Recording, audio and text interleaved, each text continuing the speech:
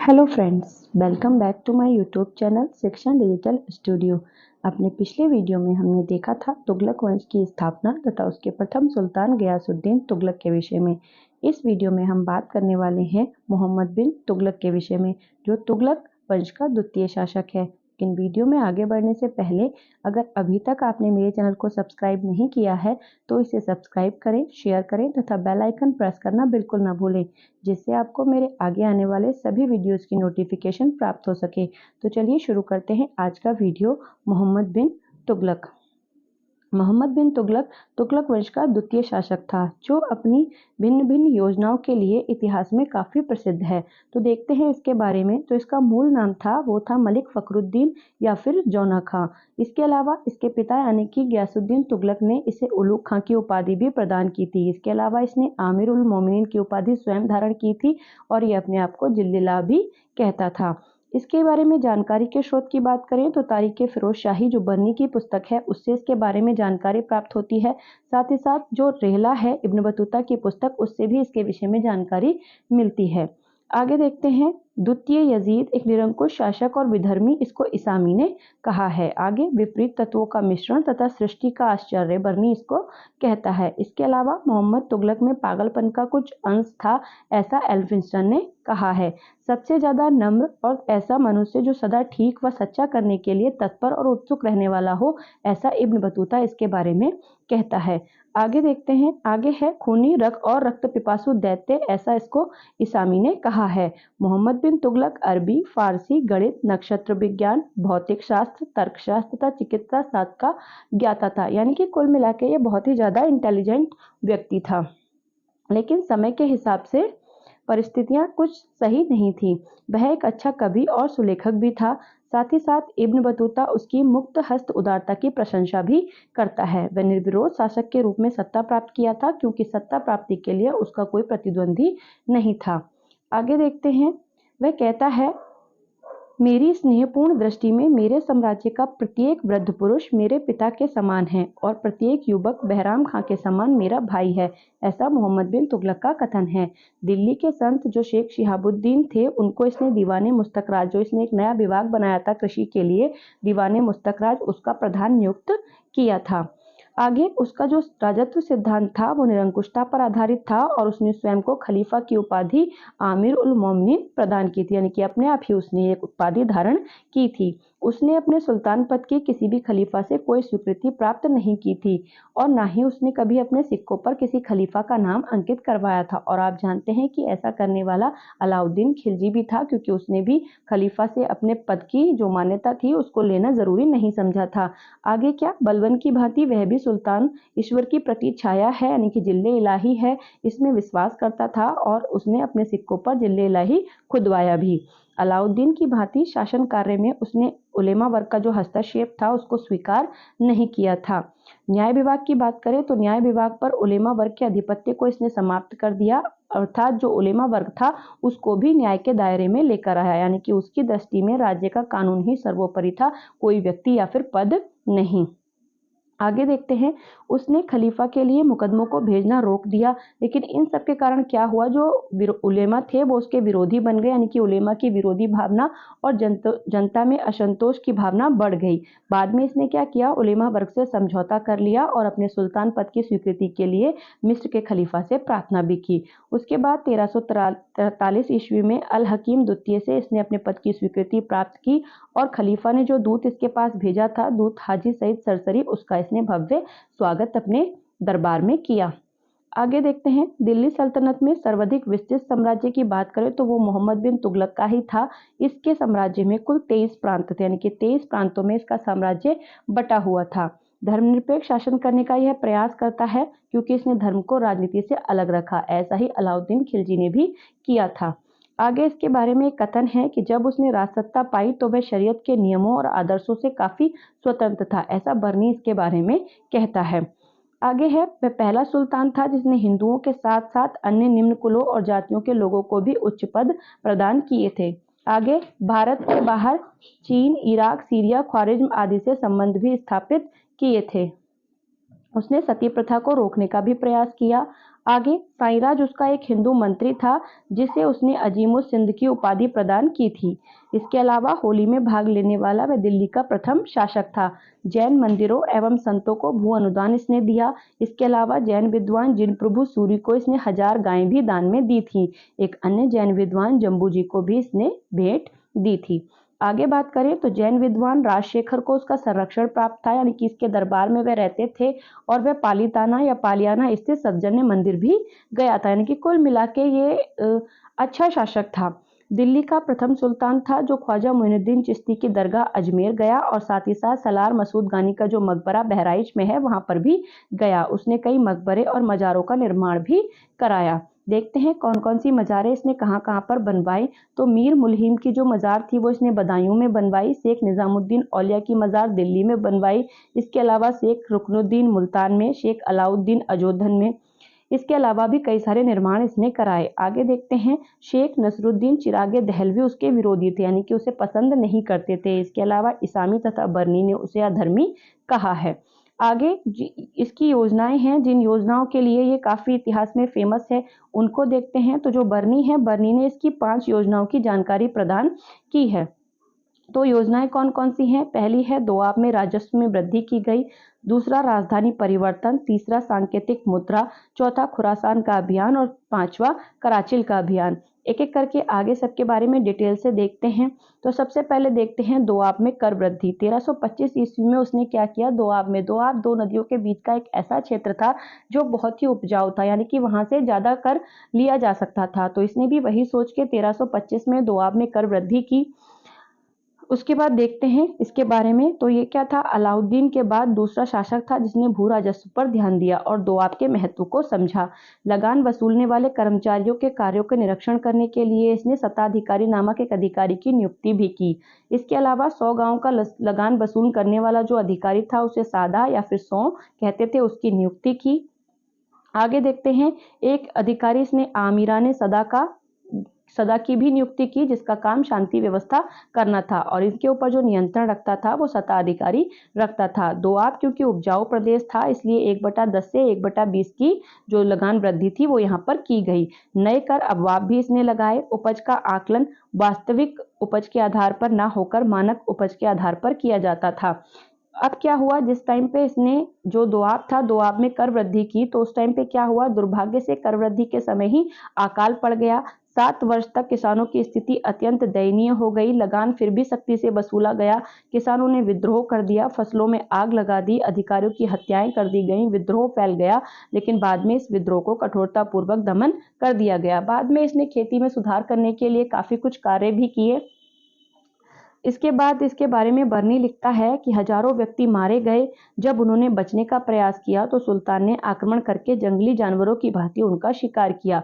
बर्नी ऐसा विद्रोह के समय लिखता है। कुल मिला के इसकी जो योजना थी दोआब में कर वृद्धि की वो अच्छा सोच के की गई थी, लेकिन दुर्भाग्य ये हुआ इसके साथ कि उसी समय पर अकाल पड़ गया जिसकी अधिकारियों ने कोई परवाह नहीं की। बाद में जब सुल्तान को इस चीज का पता चला तो उसने काफी सुधार किए। आगे इसकी दूसरी योजना की बात करें तो इसकी दूसरी योजना थी राजधानी परिवर्तन की, जो इसने 1326 से 27 ईस्वी के मध्य की। ये क्या था? यह इसका सर्वाधिक विवादास्पद निर्णय था, यानी कि ये निर्णय काफी अच्छा साबित नहीं हुआ। परिवर्तन क्या किया? इसने दिल्ली से राजधानी को दौलताबाद शिफ्ट कर दिया। दौलताबाद का नाम परिवर्तित करके इसने कुतुबुल इस्लाम या फिर देवगिरी रखा। इसके अलावा इसने वहां पर टकसाल भी स्थापित करवाया। आगे देखते हैं जब ये राजधानी को इसने परिवर्तित किया तो यहाँ से सभी लोगों को भी ये दौलताबाद की तरफ लेकर गया, यानी कि जब नगर में कोई भी नहीं बचा उसके बारे में अलग अलग जो लेखक हैं वो लिखते हैं कि नगर इतनी बुरी तरह उजड़ गया कि नगर की इमारतें, महल और आसपास के इलाकों में एक बिल्ली या कुत्ता तक नहीं बचा। ऐसा बर्नी कहता है कि मतलब राजधानी परिवर्तन के बाद ये सभी लोगों को दिल्ली से ले गया। एक अंधे को घसीटकर दिल्ली से दौलताबाद लाया गया। एक शैय्यागत लंगड़े को पत्थर फेंकने वाले यंत्र से वहां फेंका गया, ऐसा इब्न बतूता कहता है। आगे उत्तर एवं दक्षिण के मध्य प्रशासनिक और सांस्कृतिक एकता स्थापित करने का इसने प्रयत्न किया था कि राजधानी जो दौलताबाद था वो इसके साम्राज्य के बिल्कुल केंद्र में पड़ता था, वहां से ये सब तरफ कंट्रोल अच्छा रख सकता था। सुल्तान दक्षिण पर प्रभावशाली प्रशासनिक नियंत्रण स्थापित करना चाहता था, इसलिए उसने राजधानी को परिवर्तित किया था, ऐसा बर्नी का कहना है। इसके अलावा इब्न बतूता कहता है कि दिल्ली के नागरिक उसे असम्मानपूर्ण पत्र लिखते थे, इसलिए उन्हें दंड देने के लिए उसने राजधानी परिवर्तन किया था। अगर वर्तमान मत की बात करें तो वर्तमान जो लेखक या जो इतिहासकार हैं वो मानते हैं कि दिल्ली और दौलताबाद साम्राज्य की दो राजधानियां थी, जैसे आजकल होती हैं। आगे देखते हैं, 1335 ईस्वी में इसने पुनः दिल्ली को राजधानी बनाया, मतलब पहले दिल्ली से दौलताबाद लेके गया, जब वहां से प्रशासन ठीक से नहीं चल पाया तो इसने क्या किया, फिर से दिल्ली को ही पुनः राजधानी बना दिया। अब जब दिल्ली को राजधानी इसने पुनः बनाया तो जितने भी कार्यालय या लोग थे उनको वापस दिल्ली आने के लिए आदेश दिया गया। तो जो शेख निजामुद्दीन औलिया थे, उनके शिष्य बुरहानुद्दीन गरीब, जिन्हें मोहम्मद बिन तुगलक विवश करके दौलताबाद ले गया था, वे वहीं पर रह गए, मतलब वो दौलताबाद से वापस नहीं आए। जब वापस राजधानी दौलताबाद से दिल्ली परिवर्तित की गई, उन्होंने दक्षिण भारत में ही चिश्ती सिलसिले की नींव रखी।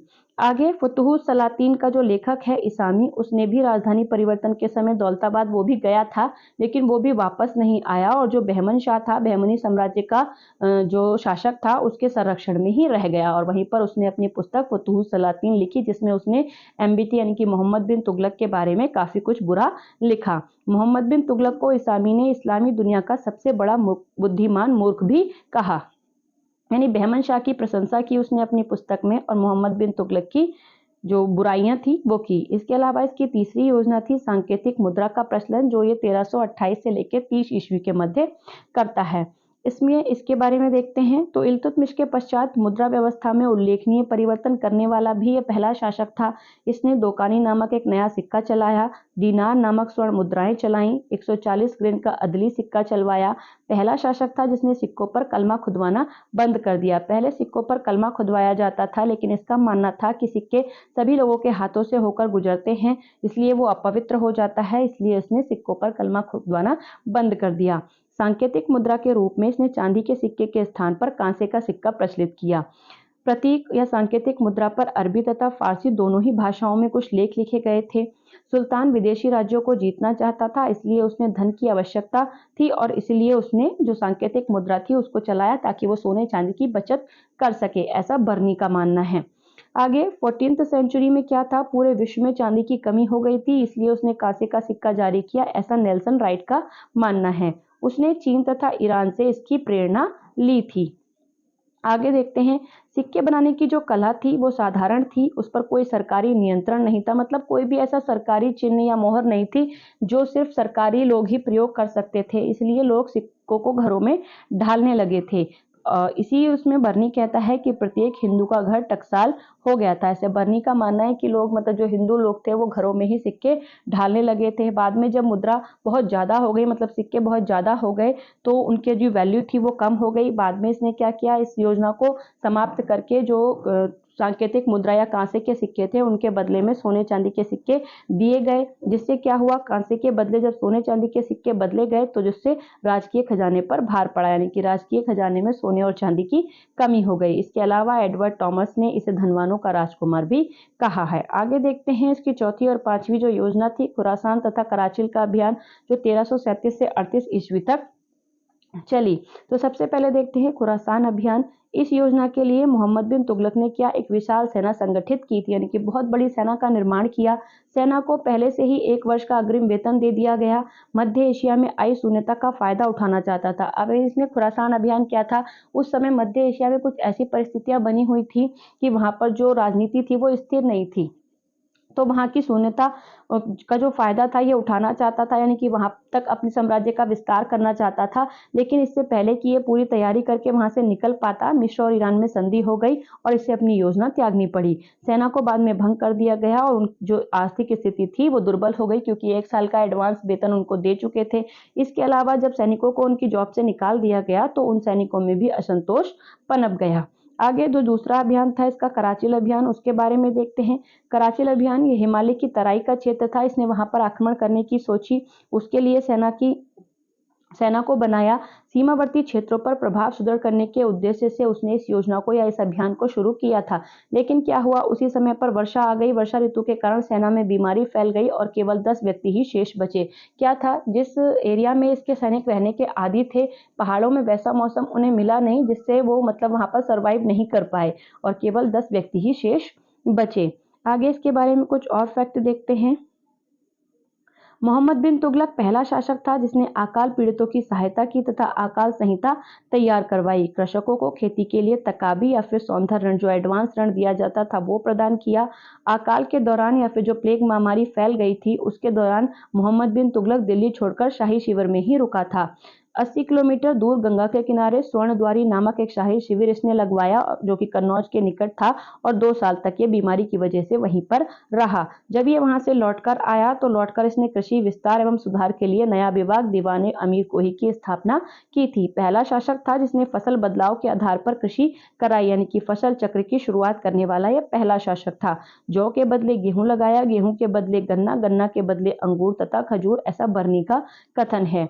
खुम्स, जो कि लूट का माल होता था युद्ध में, उसमें से इसने सैनिकों को 1/5 भाग दिया और खुद 4/5 भाग रखा, यानी कि अलाउद्दीन की तरह इसने भी सेना को कम भाग दिया और अपने पास ज्यादा रखा। मोहम्मद बिन तुगलक के समय मंगोलों का एकमात्र आक्रमण अलाउद्दीन तर्माशिरी के नेतृत्व में हुआ था, यानी कि एक ही आक्रमण इसके टाइम पे हुआ था। और आपको पता है कि सर्वाधिक जो आक्रमण थे वो अलाउद्दीन खिलजी के टाइम पे, और जो प्रथम आक्रमण था वो इल्तुतमिश के समय पर हुआ था। आगे इसके साम्राज्य विस्तार को देखते हैं कि अपना साम्राज्य विस्तार करने के लिए इसने क्या क्या कार्य किए। तो साम्राज्य विस्तार की बात करें तो आपको पता है सर्वाधिक विस्तृत साम्राज्य था इसका, कुल 23 प्रांत थे, हम पीछे पढ़ चुके हैं। इसके अलावा इसने नागरकोट की विजय की, जो 1337 ईस्वी में थी, और पहला मुस्लिम शासक था जिसने नागरकोट पर विजय प्राप्त की। इसको कांगड़ा विजय भी कहते हैं। इसके अलावा इसने मेवाड़ पर आक्रमण किया, लेकिन हमीर देव द्वारा यह पराजित हो गया। आगे देखते हैं कि उसके काल में कुछ विद्रोह भी हुए। विद्रोह की बात करें तो उसके शासनकाल में होने वाले विद्रोह कुल 22 विद्रोह थे, और दिल्ली सल्तनत में अभी तक सर्वाधिक विद्रोह मोहम्मद बिन तुगलक के काल में ही हुए थे, यानी कि इससे पहले इतने ज्यादा विद्रोह, अलाउद्दीन के टाइम पे भी काफी विद्रोह हुए थे, लेकिन इसके टाइम पे सबसे ज्यादा विद्रोह हुए। उन विद्रोह के बारे में ही ये कहता है कि मेरा राज्य रोगग्रस्त है और उस रोग की कोई दवा नहीं है। यदि वैद्य कमर दर्द का उपचार करता है तो ज्वर बढ़ जाता है, यदि ज्वर का उपचार करता है तो धमनियों में रुकावट आ जाती है। ऐसा ये बरनी से कहता है, क्योंकि ये अपने वहां जो विद्रोह हो रहे थे उनसे काफी ज्यादा परेशान हो गया था। इसके अलावा उन विद्रोह के संदर्भ में ये कहता है कि मैं जो प्रयास करता हूं असफल हो जाता है। विद्रोही, विरोधी, अवज्ञाकारी और बुरा चाहने वालों का उपचार तलवार है, और मैं तब तक तलवार चलाकर सजा देता रहूंगा जब तक कि वह काट नहीं देती या फिर चूक नहीं जाती। ये भी मोहम्मद बिन तुगलक बरनी से कहता है। अब प्रमुख विद्रोह की बात करें तो इसके टाइम पे जो विद्रोह थे प्रमुख, वो एक पहला बहाउद्दीन गुरशप का विद्रोह था, जो सुल्तान का चचेरा भाई था, और इसने दक्कन के गुलबर्गा के निकट विद्रोह किया था। आगे एक बैराम खां का विद्रोह हुआ। इसके अलावा माबर मुदुरा का विद्रोह, जो पहला सशक्त विद्रोह था। फिर विजयनगर की स्थापना 1336 में हरिहर और बुक्का के द्वारा इसी के टाइम पर की जाती है। इसके अलावा गुजरात और देवगिरी में साधा का विद्रोह भी हुआ था। ये कुछ प्रमुख विद्रोह हैं। इसके अलावा विद्रोह इसके कार्यकाल में बहुत सारे हुए थे। अब साधा की बात करते हैं कि साधा क्या होते हैं। तो साधा क्या थे, निम्न श्रेणी के मंगोल अधिकारी सदा कहलाते थे। इसके अलावा 100 गांव की जो एक इकाई थी उसे भी साधा कहते थे। अपने प्रशासनिक क्षेत्र में कर वसूली तथा शांति स्थापना का कार्य था वो सदा का था। दक्षिण पर शासन करने की सुल्तान की नई योजना के कारण ही जो साधा थे उन्होंने विद्रोह किया था। इसके अलावा बहमनी राज्य की बात करें, बहमनी राज्य की स्थापना भी इसी के टाइम पर होती है। तो बहमनी राज्य सादा अमीरों ने हसन गंगू के नेतृत्व में देवगिरी पर अधिकार कर लिया था। देवगिरी वही जो दौलताबाद इसने राजधानी परिवर्तित की थी, उसका नाम ही इसने देवगिरी रखा था।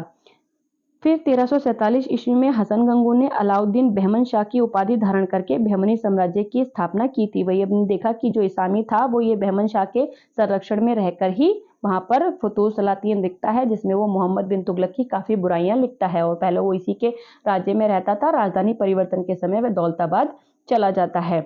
इसके अलावा तारगी का विद्रोह था, और ये जो तारगी का विद्रोह था इसके काल में होने वाला अंतिम विद्रोह था। इसका पीछा करते हुए सुल्तान ठट्टा की ओर प्रस्थान किया, किंतु मार्ग में ही 20 मार्च 1351 ईस्वी को ज्वर के कारण उसकी मृत्यु हो गई, यानी कि इसकी जो मृत्यु थी वो ठट्टा में हो गई।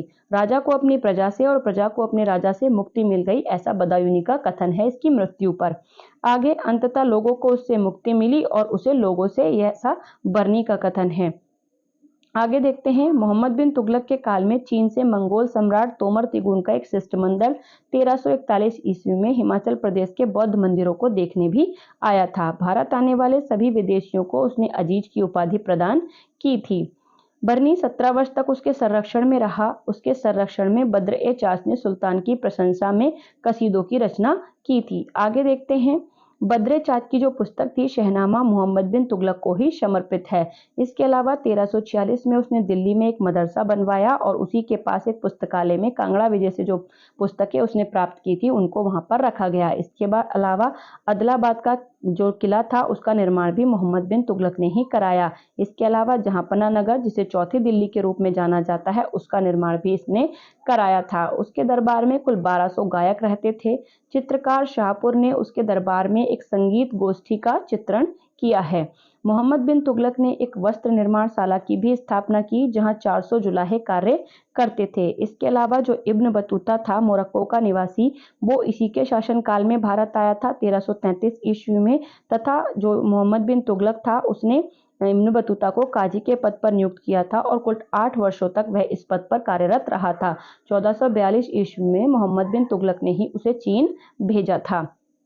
आगे देखते हैं, जहांपना नगर के पास उसने एक सतपलह नामक बांध तथा बिजली महल की स्थापना भी कराई थी। इसके अलावा शिकार एवं मनोरंजन करने के लिए उसने कुश के शिकार नामक महल का निर्माण भी कराया था। उसके बाद जब इसकी मृत्यु हो जाती है ठट्टा में, तो इसके बाद जो शासक बनता है वो इसका चचेरा भाई फिरोज शाह तुगलक बनता है। तो इस वीडियो में हमने जाना मोहम्मद बिन तुगलक तथा उसकी योजनाओं के विषय में। इससे अगले वीडियो में हम पढ़ेंगे फिरोज शाह तुगलक के विषय में, जो तुगलक वंश का काफी महत्वपूर्ण शासक है। अगर आप इसी तरह डिटेल में मेरे साथ हिस्ट्री पढ़ना चाहते हैं तो बने रहिए मेरे साथ। Thank you for watching.